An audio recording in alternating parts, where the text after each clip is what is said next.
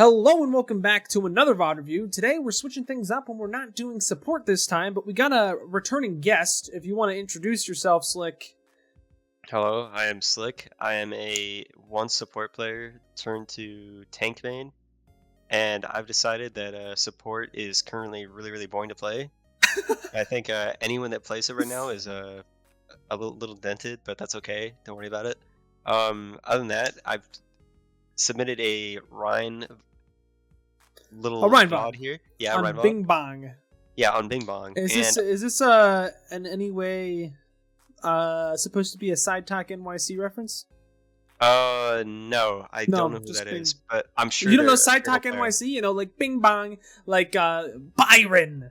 Like, what's up, baby? Take me out to dinner. You know what I'm talking about? No? No. Bing Bong, I just named it because I wanted to have the most obnoxious name so that when people get killed by me, they think, God damn, Bing Bong. Okay. Alright, so you want to be obnoxious. Alright, Yeah, well, let's see where this one goes. Well, I think that's a good introduction. I think we did support VOD before, and I might have put it on YouTube. I might not have. I don't really know. But, I don't know. Let's get right into this. Let's talk about compositions a little bit. Let's talk about compositions. So, first of all, let me get it into your POVs so that, it kind of makes sense. I'm actually going to run this up a little bit so that maybe they pick a character. Maybe the enemy team picks a character. Yeah, they were a little goofy, but we still somehow almost lost. I'm just waiting until they pick a character. When is this guy going to pick a character? Okay, now they picked a character. Cool. So we're going to talk about compositions because I think compositions are really important. Wait, they added this. That's so cool. That is cool. Okay. But anyways, compositions in macro is really important for main tank and just tank in general. So brawl comp, when you're playing Reinhardt, what is the big character that you need to be looking for that's going to dictate how fast you're allowed to play? The other run. I mean, that is one thing if you're playing against a rush comp or not. But on your team, in terms of support, what support is really important to allow you to rotate fast? Oh no, the Lucio, right? Yeah. So if you have a Lucio, you have to understand like the Lucio in Rhine matchups is really important.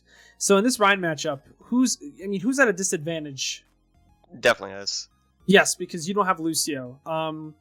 The thing is that you just have to understand that you have more healing at this point because you do have the Moira and Ana. The thing is that they have Lucio, so they're going to be able to run you down a lot harder. Like, their comp is objectively better other than the fact that they have a Hog for some reason. If they had D.Va, they surely would have won this game. Easily.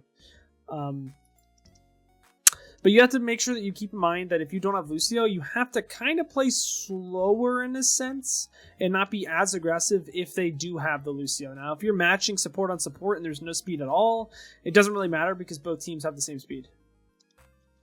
But like Lucio is the main character you need to look for if you're playing Rush, and against Rush as well. It's very important to understand who has the speed boost and like kind of what distances you're allowed to play from.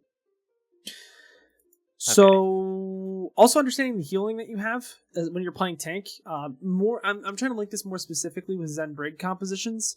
If you have Zen Brig comps, you cannot be taking as much poke as you could if you have like a BAP Lucio, a BAP Zen, a BAP Brig, anything with BAP really. You have a lot more liberty to take damage there. But with Zen Brig, you have to make sure that you're pathing ways that you're not going to take a bunch of poke. And to be honest, you never want to take a lot of poke, but it's not the end of the world if you have characters like Moira or Baptiste. Does that make sense? Yeah, it does. So what are the are your DPS good with Reinhardt? Are my DPS good with Reinhardt? What does that mean? Like, do they function well with Rein and how fast Rein wants to play? Okay, I don't think so, no. I feel like Genji's gonna be running off doing his own thing a lot, flanking. And I think Symmetra kind of, if she, depending on her playstyle, I mean, people in this Sela can still be a little weird. But I'm gonna derail this until you go too far. Okay. Because I don't want. Okay, that was a bad way to set you up for this. What is Sim? Do you know how Sim functions in terms of how her damage works? Yeah, she ramps. Well, I mean, yeah, she uses her left click, but I think like the best ones only use the right click, right? No. Not anymore, because that was way back in the day. So you said that she needs to ramp up. How does she do that? Yeah, she shoots at the enemy Ryan's shield. She kind of like is ideally like playing close to me, right? So that she's not taking that damage, but at the same time ramping up her own. So you have to understand what your characters want to do on your team, so that you can actually help the win condition in the way that you need to and lead the team in the right way. So the whole thing with Sim is that she's really bad until she gets level 3 beam, and you'll hear it. I understand people aren't gonna say anything, but you'll hear it. They'll be like, it'll go like, like it's very easy to see. I don't know, to hear rather. That's something you have to look out for. If you have a Sim, the tempo in which you're trying to play is you're kind of just waiting and trying to set up your Sim, and then once she gets level 3 beam, you can actually hard rush in. Meanwhile, how fast does Ryan want to play with the DPS they have? Like, what did their DPS want to do? The Doomfist will probably like be diving on the squishy targets if he can. Probably like on our healers. Will he with his team, or will he do it on his own? He'll be doing it on his own. Why do you think that's the only way that he can do it? Not the only way, no, for sure. I mean, what is the preferred way to do it with the composition that he has? With the composition he has, he probably wants to like have the main tank be already engaging, so he can like catch people like while the fight is going on, and then. So he wants to engage with his entire team as a group of 6, so that he's not just doing things and feeding on his own. Yeah. Well, basically bait his entire team. So. Not really even bait his entire team. His whole team's not going to die if he successfully gets to go in with him. If the whole team not goes really in baiting, but like using them as a distraction, kind of. Yeah, kind of in a sense. May's a little bit slower at that, but she wants to get close so she can freeze people. The thing is with Genji is, how can Genji play to actually make it work with a Reinhardt? What's Genji's main? What makes Genji decent, even though he's really not that good? What is the only thing that kind of makes Genji good? Well, his blade. Blade is one thing. Okay. In the neutral fight.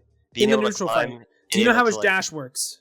Yeah, well, it resets like every time it gets. So the big thing that you need to look for is to try to set your Genji up to just dash reset through the entire team and get one thing low, and then it's a chain reaction effect. It's really difficult, but like if you get a big fire strike, that sets up your Genji for the rest of the game. So if you have a Genji, it's in this composition, what I'm trying to say is like understand how your team's going to play with you, and then you have to change your playstyle reacting towards that. It's a very important thing on tank. It's not like support where it's like, yo, just immo around a corner and then your Ryan will eventually walk in and take space. No, the thing with Reinhardt and main tank, or just tank in general, is that you have to play the game according to the way that like your team needs to succeed. And it's playing chess. And your team is just like, hopefully they move the pieces the way I want them to move. I don't know. Yeah, I don't really know what angle I want to take in terms of what concept I teach you with this VOD yet, because I haven't seen the whole thing. But we'll see that as we go. It's going to be a mixture of like stupid mistakes and broad mistakes. I'm going to try to explain it in terms of like tempo and like speed and how characters want to play. But let's see here. Okay, hold up. Let's bring this back. If you ever have a sim and you want to try to teleport to top right, what door should you take? Top right. And if you want to teleport to point, what door should you take? If you want to teleport to point, like mid, right? Yes. Okay. Cool. Just wanted to put that out there. It's a really important point that a lot of people miss. But you want to make sure you actually take that TP as well. So let's see how you guys do this here. You have to understand that you don't have a Lucio, so your team's going to be pretty slow on the engagement. So the big thing right here is that if their team was ready to go, they would have already been here and ready to collapse on you, and look where you are in relation to your team. So you want to make sure that Reinhardt's fast and has charge, but you want to make sure that you don't get caught out alone, especially since they had a Mei. If they had a full team of 6, I think they would kill you here if they were a good team. Because the Lucio would have sped everyone out of spawn, and if they all would have walked immediately, they would have been about right here by now, and the Mei would have been able to get you the wall. Things to keep in mind when you don't have a Lucio, and they're realistically going to have one. Not something to take a huge note of, but it's just important to make sure that you're not ever straying too far away from your team, and that you make sure your team's following you and you're not outspeeding them. Like this right here, you do look back, but you want to make sure that people are ready. Like your Moira's... Is your Moira... Is she emoting? Oh my god. Like, that kind of stuff is really important that you look out for, because that's the only thing... Like, that'll kill you right there. I mean, that's... Wow, that's Overwatch. It's Diamond Overwatch. So right here, you should get walled off and die. Does that make sense to you? Yeah, it does. This guy's just really bad and just didn't see the opportunity to wall you, I guess. Or maybe he does wall you. No, he just... I don't know why he didn't wall you. So that's step one. To make sure that you're not going too far and you understand you don't have a Lucio, and if you run into a brawl, which typically they will run brawl up here, you're not going to just walk into them. So yeah, she does wall you, but it literally is... That is such a bad wall. Okay, let's bring this back a bit. In a brawl matchup, who is the main focus as you as Rein? What is the only character that matters to you? The other Rein? Yes. Turning your back to the enemy Rein is just as good as throwing. So let's see. This right here is a problem. You turning around and trying to kill the Doomfist. Your team's going to deal with that Doomfist. Because usually you'd have a Cassidy, and you'd be fine. But by you turning around, you give them a lot of opportunities to get a lot of stuff done. Like, there's 3 people shooting into your back. You realistically should die here. They just aren't. They don't have 6 players. So you turning back here. Like, here's the thing. You didn't really do anything to that Doom. He was gonna die anyways. And then somehow, like, okay, I'm gonna teach you all your mistakes. But oh my god, the enemy team. Oh my god, this was really bad. It gets a little crazy. So here's the next thing. If the Rein pins all the way back here, I don't really care about the Rein at that point. I care about just forcing a fight on point or trying to kill people that are right in front of your face. You don't need to go all the way back for the Rein here. You're giving him an opportunity when he just doesn't deserve one. Like, you should just let this guy stagger. And you should try to kill this hog that's right in your team. So let's take this back a little bit. So this is wrong. The Rein goes this way. I mean, here's the thing. This Rein isn't going to get out. He's going to die no matter what. The more important target at this point is to just take these guys, the stragglers, out so that they sit and spawn. That they don't just get to run away. For some reason, they wanted to keep going in. I don't know why. And how he found a pick, that's kind of on you. Because you weren't there to help out with killing the hog and creating a different pressuring point. But, alright, let's see what goes on here. I doubt you're going to be scrimming anytime soon, so I'm not going to teach you how to fight plan or anything, especially since you're more of an off-tank player anyways. So I'm going to try to kind of link it towards something else. So here's the thing. What ground is more advantageous here? High ground. Why is it more advantageous? Because you have cover from, like, looking over the edge of it, as well as, like, control. Well, I mean, like, you get to take free shots while they have to, like, awkwardly look up at you. So, like, here's the thing. What happens if they just all run this way with speed boost, wall, and then you just can't shoot them and they get point? Like, what do you do then if you're on high ground? You have to jump down and take the fight to the... You have to drop and then take the fight. Yeah. Ah, okay, good. Just want to make sure that you understand that. So here's the thing, right? Right when the point is taken, right when the fight is done, you have to think of what is the next step. Where do I want to be? Because here's the thing. It's super important on main tank. It's super important on tank because you're the anchor of the team. On support, you maybe get away with it because, haha, Bap has exo boots and he's back on high ground before the fight starts, even if you forgot. Thing is, if you forget on Rein, they just get to walk here and take the high ground and you lose the fight. So this being here for way too long, you get right back up here immediately. You take a little bit too long to think about it, but always think about the positions in which are most advantageous for your team, and then going into that for the next fight. I'll wait a bit for you to take the notes. Does that make sense? Yeah, of course. Awesome. Let's keep her going. So this is what's going to happen. Their team's already up here, ready to engage. They're just waiting way too long for whatever reason. Doom slams. Okay, that's a big problem right there. You're going to keep doing that, and if the enemy Rein or the enemy team was any good, you would be losing this game for free right now. Let's take this back a bit again. The last thing you need to be worrying about is the Doom that's in your backline when the whole team is going to kill that. Because, like, here's the thing. By you turning around, you let all of these 5 people do whatever they want. And then that's their win condition. Somehow this hog misses hook. Somehow the rest of their team is still sitting here doing nothing. But, like, think about this. Instead of denying one person's value, you could take the space here and deny 5 people's value. And then your whole team can just deal with this guy then. But by rotating this way and trying to deny this guy and kill him, because, oh, big pick, I can get a big pick, whoa! Everyone else dies then. And then it's like, well, what just happened? I just lost. Why did I lose? I killed the Doomfist that was feeding, lol. Why am I losing? Well, the reason why you're losing is because you're letting the hog get free hooks. And somehow he misses a diva. Somehow. Okay, let's keep going here, just because I don't want to make the VOD too long.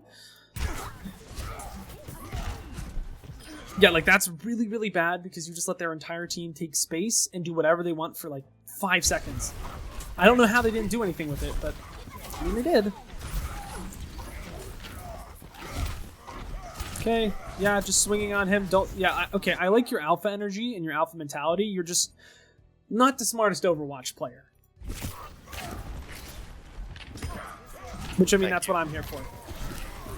It's better to have alpha mentality than, like, be a bitch boy on tank. So right here, if the mate's gonna freeze you, literally just shield until she stops freezing, then swing, shield, let your team deal with it. Yeah. The movement just needs to be better in terms of, like, just walking at them at this point. The movement could have been much cleaner, but that'll just get better over time. You don't want to go outside of this door, because you don't want to get... Here's the thing. Why is this a problem? Being up this far? Because you're funneling, and they could focus all their energy into one point, or all their resources. I mean, sure, you're funneling. Nah, that's not really an issue if you're on a better comp. It's not that big of an issue. What do they have that you don't? They have ultimates as well as That's mail. true. I'm looking at just neutral stuff. Because if they use they have a Maywall. Yeah, they have Maywall. So, like, you want to be careful when you're pushing through things like this that are very easy to wall and your team isn't with you, because this is, especially when she's already out. Like, at this point, she walls you, you're dead. You have to be mindful of that. Especially when your team isn't the best brawl team and you kind of need to wait for your sim to get activated. You don't want to force it into small spaces where their Doom just wins the neutral. Like, their comp is so much better than yours in close corridors that you want to make sure you're trying to elongate the fight more. Meanwhile, they want to make the fight shorter. Does that make sense? Yeah, it does. And I definitely want to do another VOD eventually where I can teach tempo a little better, because I don't want to make this too long a video. Okay. Yeah, you're just gonna die for that. Okay, yeah, that's feeding. Yeah, that was feeding. You somehow got value, but don't do that.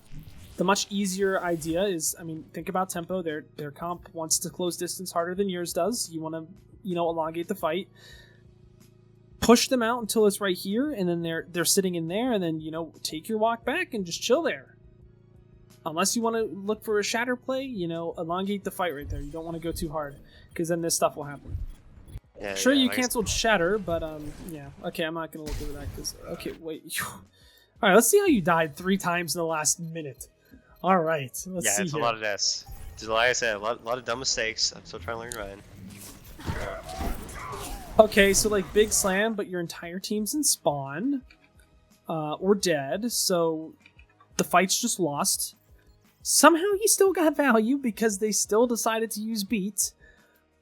But you're gonna die for this. When the fight is already lost. The fight is lost. I don't know how to really explain it to you, but like, you died earlier. They're gonna win that. Just wait for a clean 6-man engagement, especially when they already swapped point. I could maybe see this. Okay, that was a bad circle. I could maybe see this if it was an overtime push, but it wasn't. They already had point. They had 6 players, and you only had 3. So like, teams are gonna make this seem like a great shatter so that they can do this to you. Okay, let's keep it going here.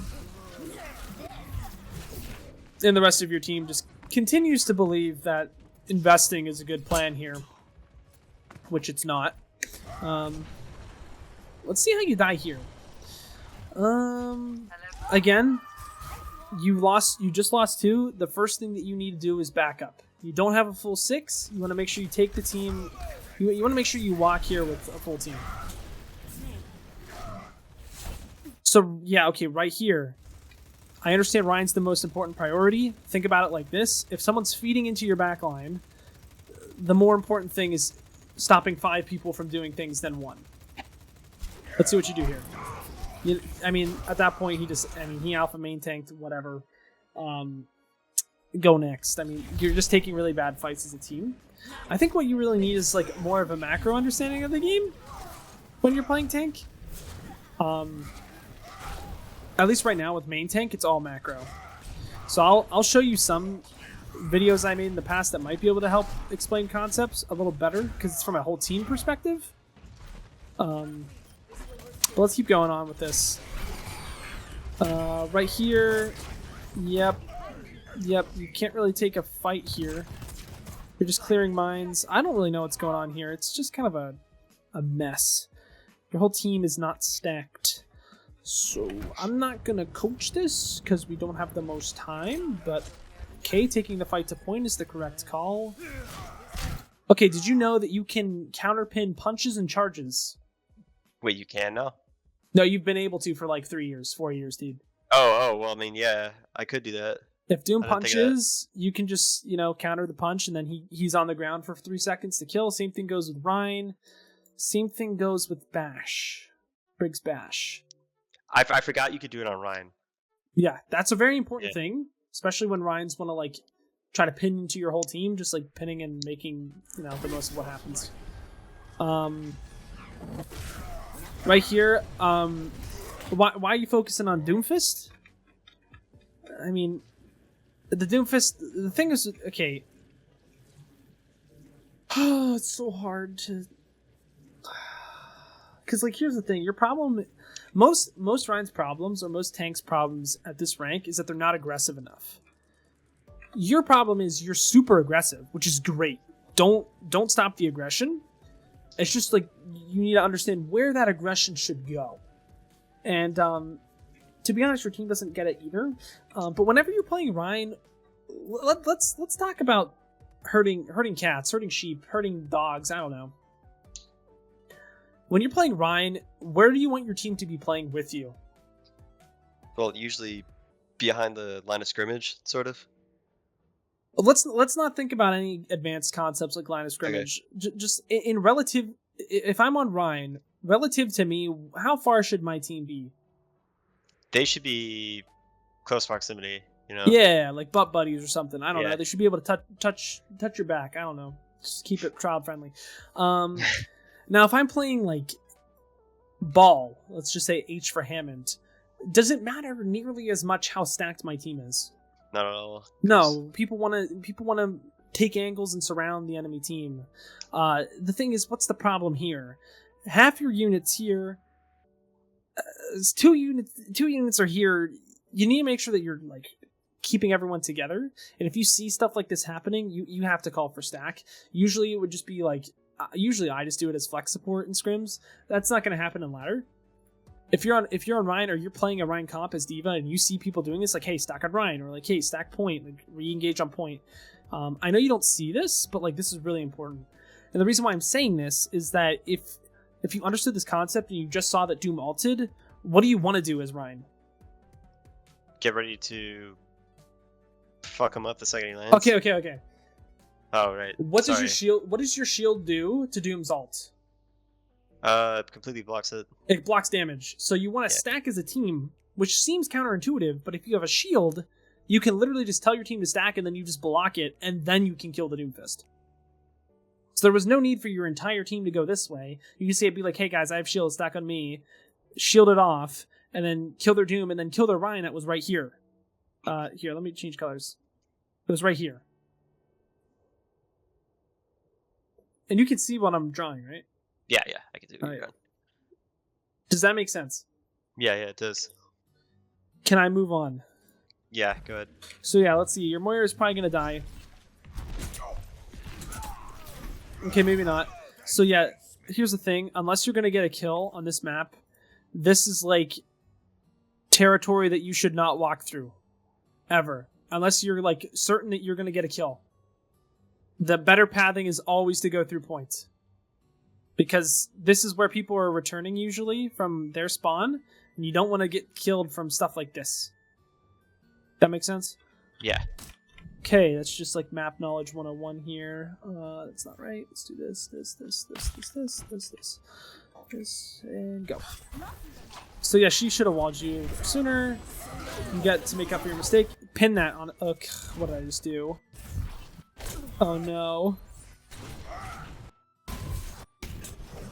Okay, sorry about that. All right. So she should have walled you off sooner. She missed it, so she gives you an opportunity. Honestly, this right here is a really difficult situation. I personally would have just counterpinned the Rein so that he doesn't kill anyone else on my team, because I'm probably going to die anyways here because they just Mei ulted me. So I would say either counterpin the Rein here or pin this way and get behind the team to maybe look for some value so you're not in the Mei's ult. Let's see what you do. Okay, yeah, you did it. You just did it a little late. So I think pinning out of it is totally fine, or pinning the Rein on the ground and maybe trying to like stop anyone from dying. Either of those is good. I would just do it faster. That right there, if you know the Rein has Shatter, never Fire Strike. Ever. Never, ever, ever Fire Strike. That's really basic stuff. I assume you know that? I'm not sure if you do. Yeah, I just wasn't ult tracking properly there. I didn't think he had if the Rein hasn't shattered for like a fight and a half, he has his shatter. Probably. Alright, walk out of spawn. It's the first thing that's really, really important here. Yeah, you actually won this. Yeah, I know. Another round. Somehow. But still, walk We out got of a spawn. comeback special. Don't worry. So like the main things that I'm talking about here is really just tempo, and I'll try to like explain tempo better to you. I think tempo, everything tank wise, if you understand how fast both comps want to play, it's very, very easy to then apply it from there. All right, so let's talk your pick here. What does this map favor? This map favors Pogarissa to be able to like throw people into the ditch, right? That's one thing you could play for. But like, let's talk about how this map. How long is this map? It's pretty long. I think it's like very long sight lines. So double shield is an option here. If you want to play Brawl, it's fine. You just have to path very quickly. And if you don't have a Lucio, I honestly would rather have seen you play like a Sig or a Risa here.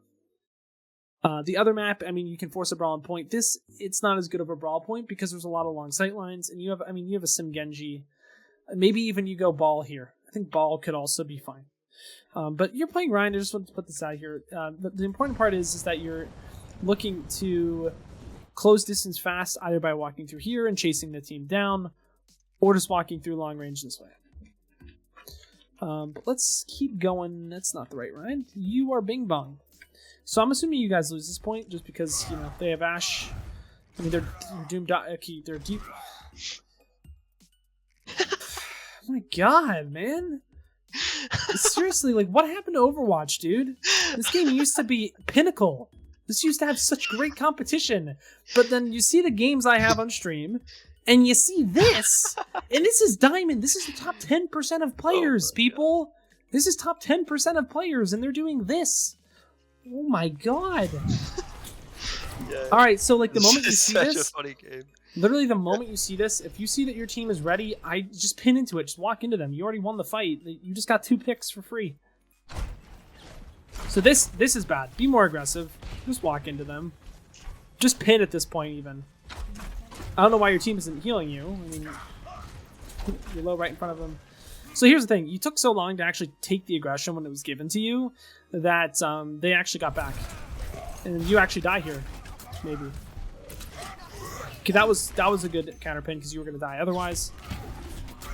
Okay, the big thing here, when you have 2 picks, just walk in. That's a tempo problem, which I'm going to link a video to you. So that will help you out with this. Okay, so I think the shield's a decent idea. Where should you place the shield here? And I'm gonna give you some numbers to choose from. This is number 1. This is number 2. I guess number 3 would be like here. I didn't see No. Okay. 1 or 2, or 3 is swinging on Brig. Okay, I think it would be 2, right? Because D.Va would do the most damage. Well, the whole idea is that if there's someone inting in your backline, I mean, you can shield off the heals at that point. I just saw a different bit of information, though, that I could see you warranting a swinging here, is that their Lucio is also inting. So if you just want to swing and cleave both of these at the same time, I think that's fine. But the idea that I'm trying to illustrate here is if there's a Brig all the way back here, you can just shield this if their whole team is trying to engage off of that. Because, again, you're getting a 5-for-1 trade. You know, it's kind of a big deal. What you do here, I think you focus a little bit too hard on the Brig part of it, and not the fact that the Lucio was in there. You want to make sure that like you can hit this Brig in the cleave, but you're also trying to hit the Lucio that was like here, or the D.Va even.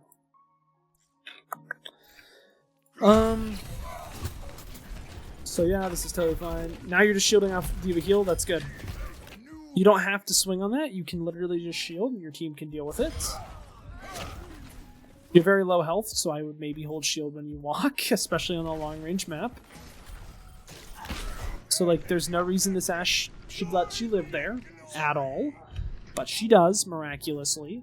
Do you see what I'm saying here? Like, you should be dead probably, like, 10 seconds ago, I would say. Does that make sense? Yeah, I see that. Like, understand what they have and the map that you're on and the tempo and how fast you want to play in regards to what they want to do, and it'll tell you how to play the game and use your cooldowns.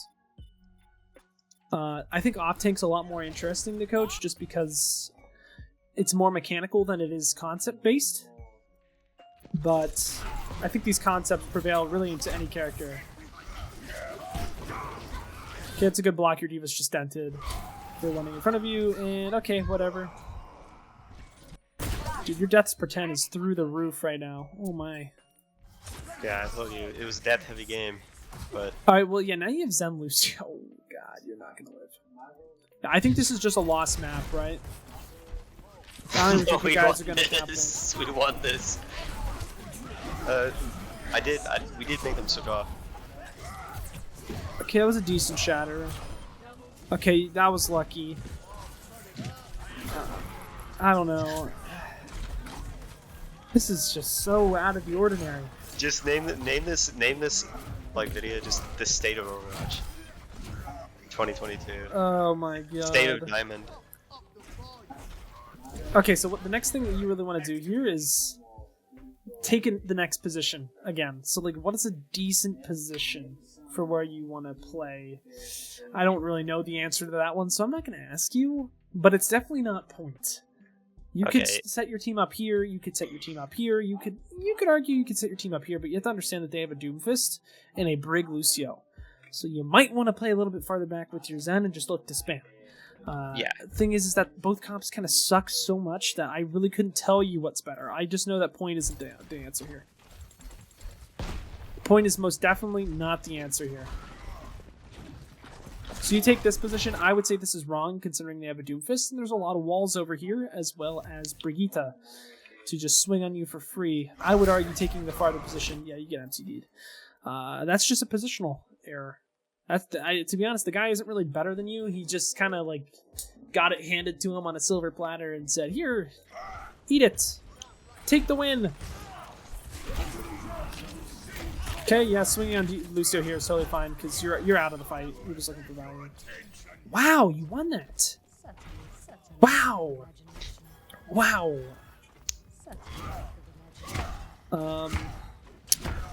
Okay. Okay, they're making switches. The thing is that you want to make sure you're not doing too much of is the fact that your team is not with you, I don't think. Yeah, your team is not with you as much as you think your team is with you, and your Zen's dead. So you don't want to get too... you don't want to get overzealous here. If that makes sense.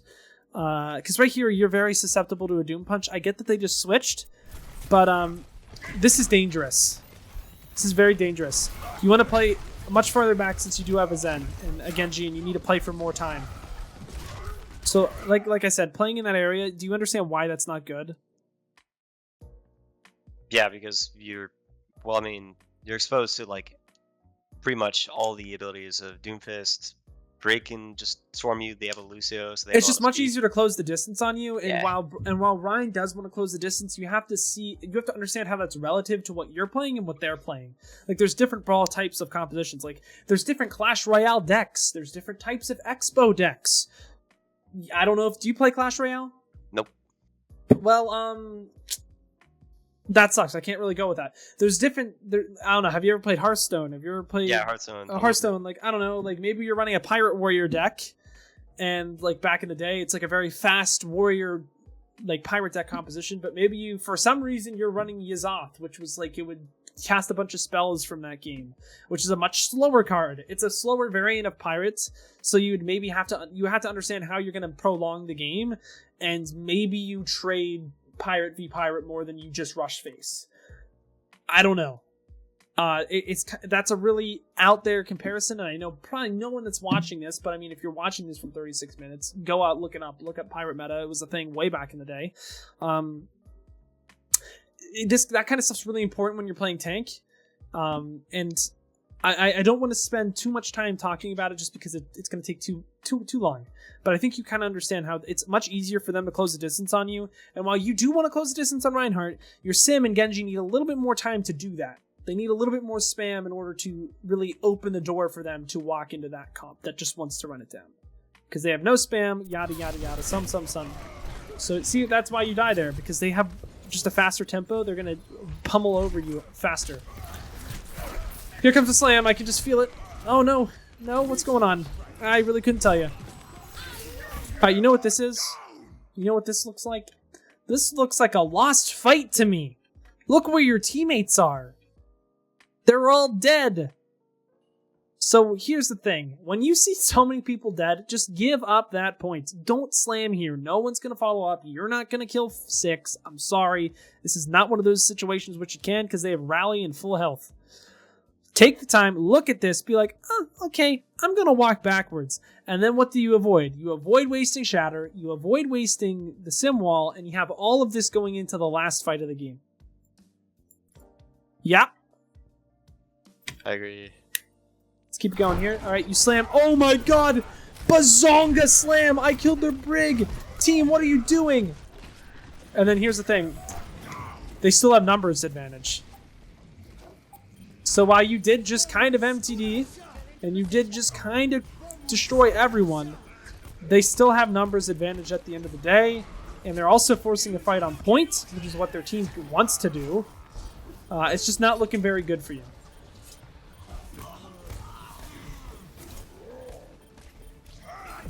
Okay. And then, yeah, I'm not really going to coach too much of this because you're just going to die. Like, there's no better way to play that other than from the start, setting yourself up better. Do you need another map of this, or do you kind of understand the points I'm giving you? Yeah, I understand. I don't think you need another map of this because I think I pretty much have the takeaways for you, and I think for your time, my time, and everyone that's going to watch this on YouTube, if they do actually end up watching this far, for the sake of their time, I think we should just, bury the hatchet here. Well, does your team play anything different? It's still weird, slow, I don't know, just live and do things. Yeah, okay, it's still just weird compositions that don't really do anything and are weird, yada yada. So let's close this out. Because there's a lot of small things, but I'm gonna talk with you after, and we're gonna iron out some tempo things. But here are the things that I think are really easy that you can kind of figure out. You're an off-tank player, but I still think this is kind of stuff that's really important. Understanding when the fight is over. So I would say regrouping and taking a good fight. Regroup.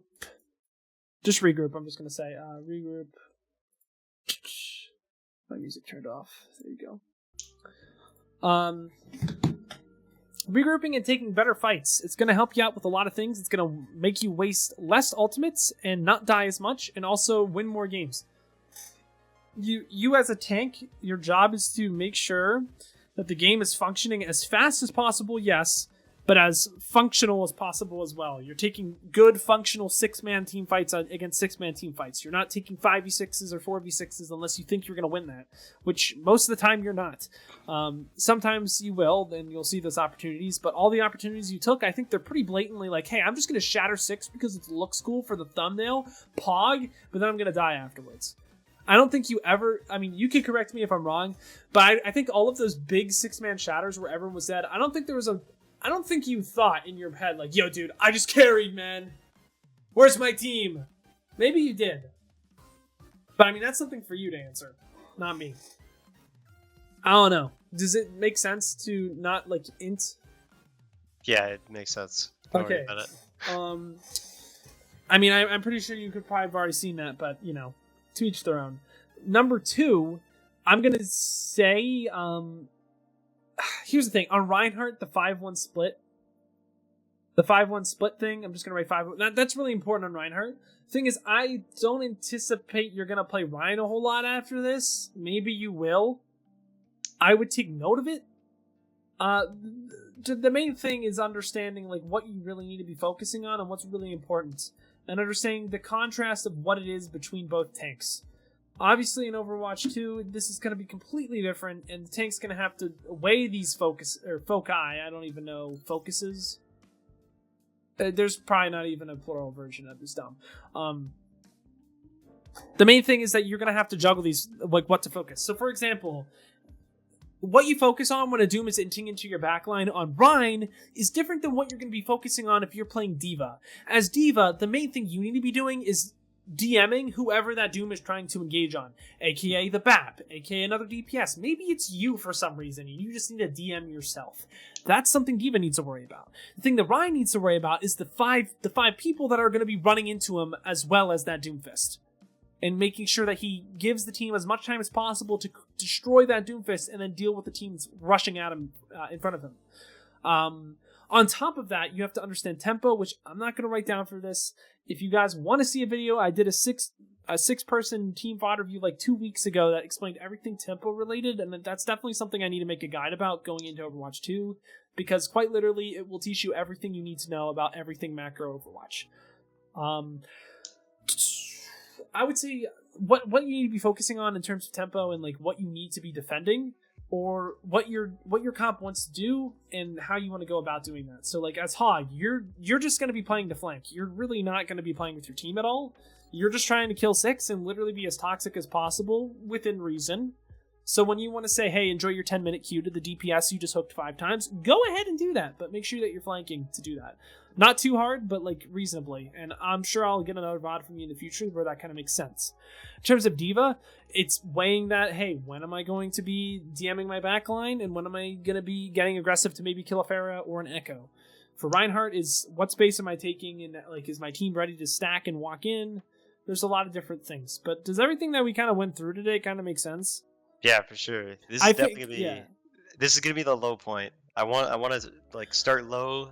Yeah, no, I don't think you're gonna struggle. I think the hardest part of tank for you is discipline, because I mean you're a funny guy. You like to troll a lot. The discipline the discipline it takes to learn this game and play and perform at the highest level is going to be the most challenging part for this.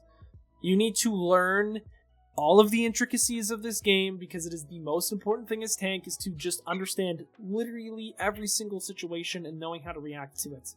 That's why personally I'm better at tank and not the best at DPS, because DPS is, I mean, you're kind of at the mercy of your tanks, and it's also like how much Adderall did you take that morning? So that's not me. Number 3, I'd usually give Vaxta, but I don't think Vaxta is the most important for tank players. I think what's more important is that you understand the flow of the game and what you need to be doing at a certain point. Which I'll talk to you about after this. But do you have any questions for the general audience or anything that you need to plug? Anything at all? Yada yada. No, not yet. Once I'm a higher rank, then I'll start plugging my shit. Don't worry. Okay, okay, noted. But if you guys are watching this from home, this is 45 minutes in, so I really, really appreciate this. I do stream every Monday, Wednesday, Friday at 4 p.m. EST, but the games of Overwatch have been a lot like this one, just in GM, 4300 and 3800 when I get put in those games. So, yeah, if you watch me play, I might be molding a little bit, but, I'm going to try to keep face. And if you have any questions, that's a great place to ask. Also, Discord, it should be down in the description. Join that if you have any questions as well and you want it to be answered quicker. But until next time, we've got to peace out and Paz out. I'll see you in the next one.